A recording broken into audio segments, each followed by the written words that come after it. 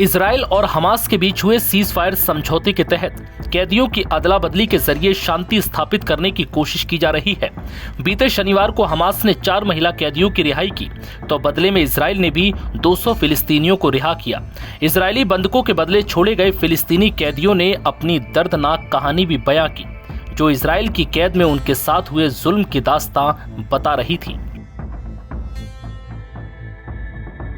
Israel की कैद से छूटकर गाजा में अपने घर लौटे फिलिस्तीनियों ने जब जमीन पर कदम रखा तो आंखों से आंसू नहीं रुके।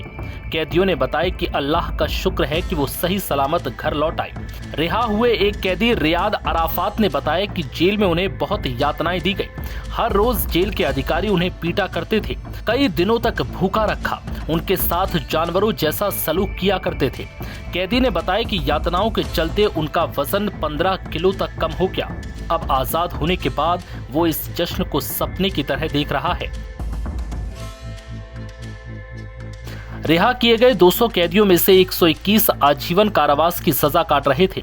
किसी ने 6 साल तो कोई 39 साल से इजरायली जेल में कैद था। कैदियों ने बताया कि उन्होंने छूटे जाने की उम्मीद छोड़ दी थी। उन्हें बाहरी दुनिया का कोई अता पता नहीं था।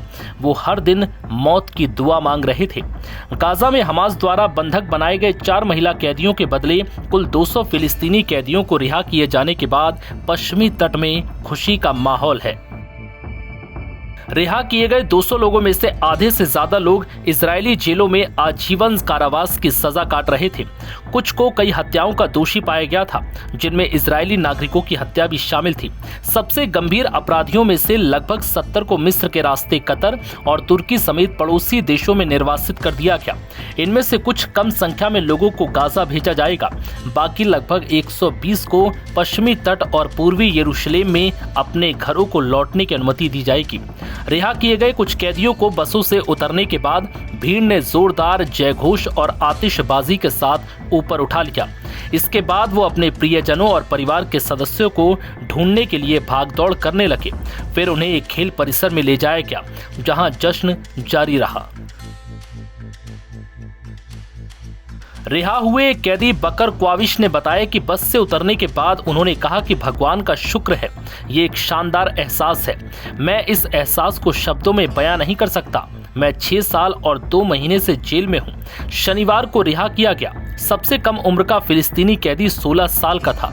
सबसे उम्रदराज मोहम्मद अल्तौस 69 साल के थे, जिन्होंने 39 साल जेल में बिताए।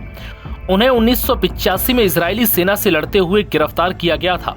बता दें कि शनिवार को हुई ये अदला बदली 19 जनवरी को युद्ध विराम लागू होने के बाद से दूसरी अदला बदली थी। पहली अदला बदली में 3 बंधकों और 90 फिलिस्तीनी कैदियों को रिहा किया गया था।